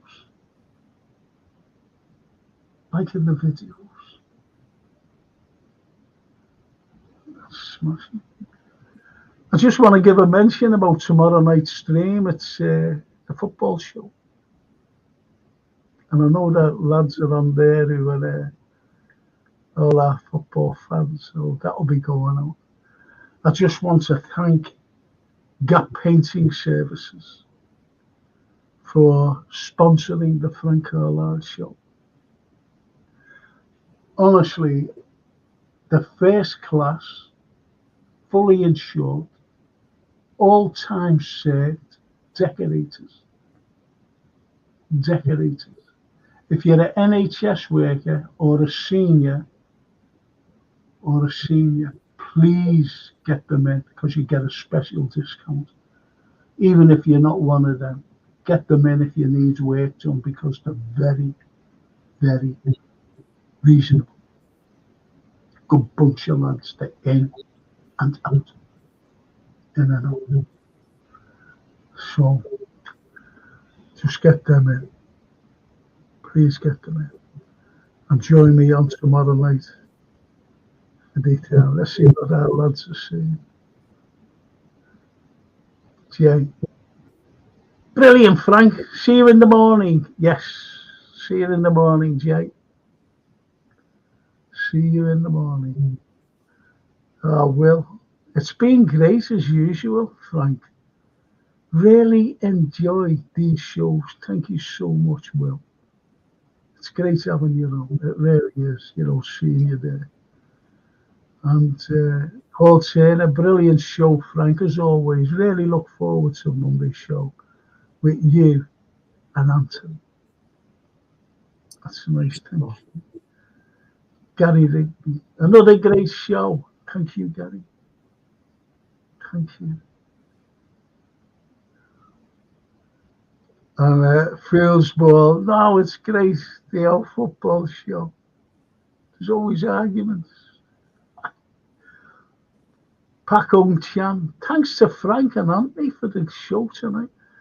Thank Thank you. Frank. Thank you. Thanks for your input. Oh, that's lovely. Thank you. Like, you know, he's been watching us all night. Yeah. Been watching it. Well, that's what's wonderful, in that the comments take us off in a slightly different, down another road, which is lovely. And don't forget the Chinese were the very first migrants into Liverpool, the very first people to set up their own community. 1824. Which is still majestic today. In Pitt Street. That's where they set it up. Brilliant.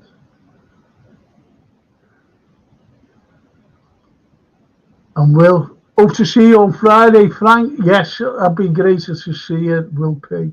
It really will. And Kenneth Marsh, majestic, a true Sufi, Frank. What does that mean? What does Sufi mean? What Sufi means? I don't know what it means. I hope it's nice. I hope it's a nice terminology. You know, could be a right Jimmy. You know what I mean? I love the Liverpool connections around the world, like the building in Shanghai. I'm finding a Liverpool pub in New York and going to Liverpool in Sydney. Do you know what? With you saying that, Gary, I remember there was a lovely lady and she went on a cruise. And she went down the Panama Canal, you know, all around Brazil and everything. And when we were playing in South, you know, the World Cup, and it was in South America. And this is absolutely true.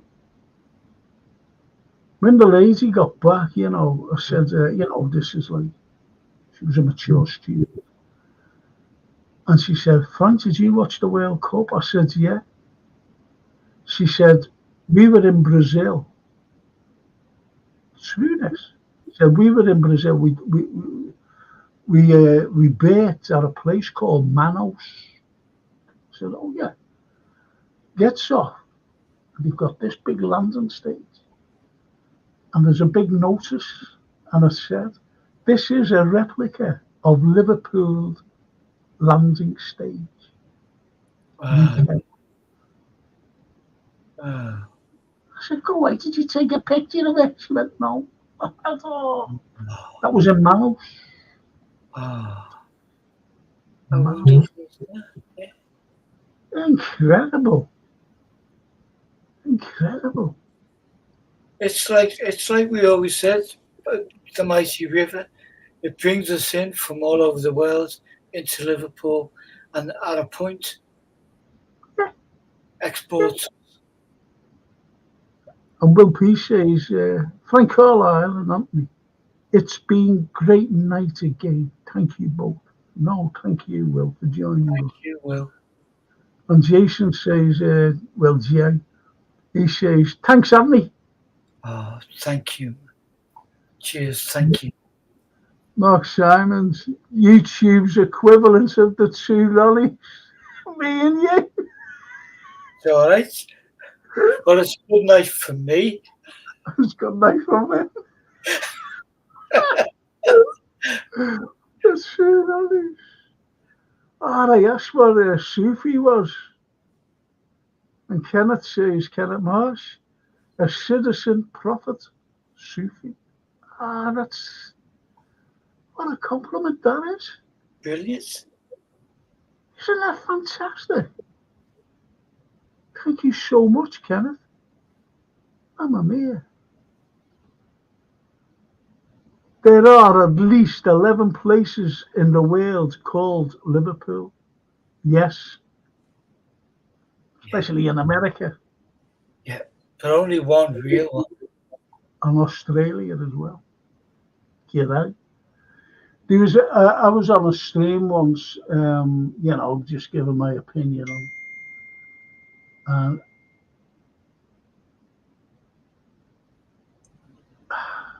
I could tell you what it was, whatever. And I said, "Oh, Liverpool, yeah, no, it could be Liverpool in Cat." They were being funny with me, and it was a Liverpool podcast, by the way, a Liverpool Football Club podcast. Fuming I was, fuming, and it's wrong. Trying to take the piss, give it a clue. And if you all like the paranormal, I've got Jamie Williams on next week. He's the paranormal investigator. He's a lovely fella. Brought me into this place once. Never again. Never, ever again.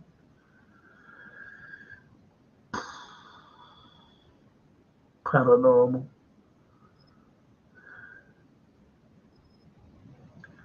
And thank you, Jay, Eminem, for all your input, says the Will Peter Jay, MNX.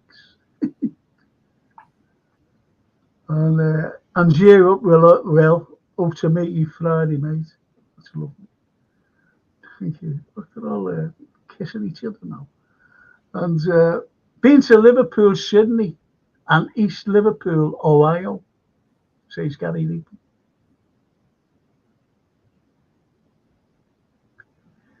Well, it's been great tonight. It really has. I've thoroughly enjoyed it. It's, the stuffing was knocked out of us with, with Southport. Oh, yeah. Well, I said tonight, Anthony, we'll come out of it. Come out of it. And we still send our condolences to the families. Absolutely. We won't forget it. We're still in shock. This has helped us through for a couple of hours at least, the show. And see you all tomorrow night. And as Gary Rigby says, brilliant. Looking forward to a paranormal show. I'm not. That'd be great. As Will say, yeah, sounds interesting, guy. Good Coco. Good night, Frank. Good night, Anthony. Take care and best wishes. Thanks, Paul. All the best. And Jay says, thoughts with Southport, all of you. That's lovely. It's a lovely sentiment. Yes, Jay. Sent out to the people of Southport. Yeah. And to the families. Anthony, mille grazie. And see you in a week. No doubt. And thanks for keeping me company as usual. It's been great. I have loved every minute, Frank. And now we know who your favourite artist is. Oh, there's no higher. Leonardo. And yet Leonardo and Angelo hated each other. I know. I can't. There is like in any industry, anything, whether it be music or whatever, there is a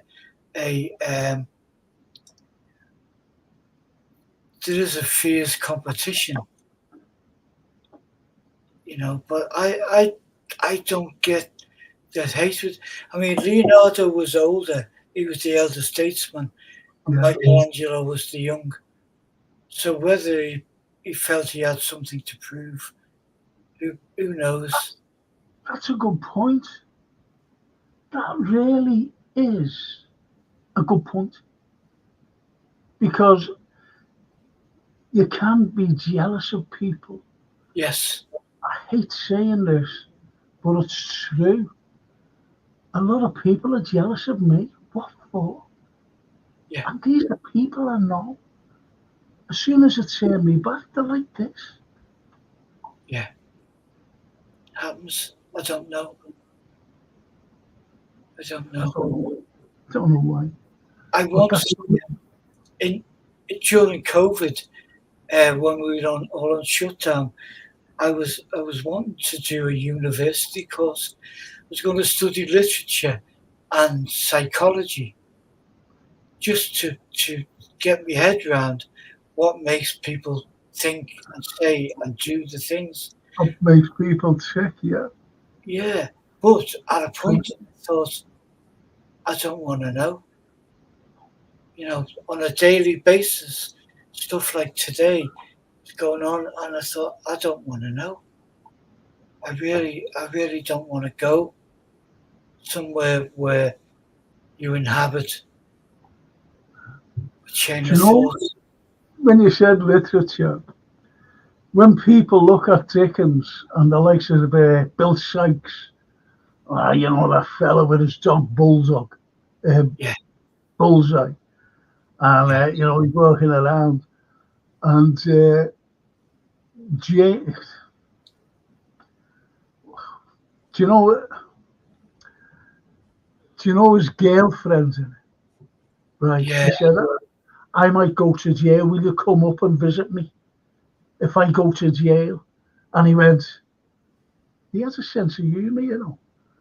And, you know, and people forget about this, the sense of humour that he has. He went, do you, want me to walk around? Up to you. And if I can't get in to see you, walk around the prison walls in the snow. And she went, will you? And he went, no, I won't. I'd rather be in bed getting me toasties warm. Unbelievable. You know, that's it. I love it.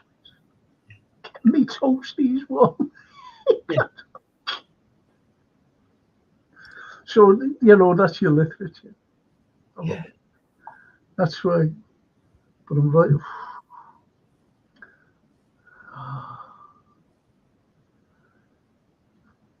Gary, got something that will terrify you, but I'll wait till the paranormal show, says Gary Rigby.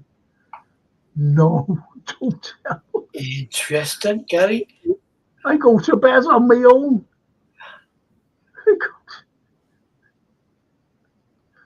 Doesn't want to be going to bed with the lights on all right. God bless you all, says Mark Sargent. Oh, thank you, Mark. God God bless. bless you. All the best. Anthony, mille grazie. Thank you so much. Thank you. Thank you for coming on tonight. I've got to thank Jason Pennington, because without Jason, there'd be none of this, because I'm useless at setting all this up. Yeah. I've got to thank my Gap Painting Services for sponsoring the Frank Carlyle Show. And most importantly, I've got to thank every single one of you on there for keeping Anthony and myself going. And Yeah. next week on the History Show, the paranormal fellow Jamie Williams will be telling us a few little ghosties anyway. And that's lovely, though. Jay is the man, yay. I was told it. God bless you and yours, Mark, mate. God bless everyone. You'll never walk alone. Thank you, everyone. I'll see you all the history buffs. See you all next week. All the football buffs. See you tomorrow night. All the TV and film buffs. I'll see you Saturday morning, 10:30. And for all you wonderful football fans again, I'll see you all on Thursday night besides tomorrow night. And for all you going on Friday, if you want to go along, see you at 10:30. Exchange flags on Friday. Thank you. Good night, everyone. Good night.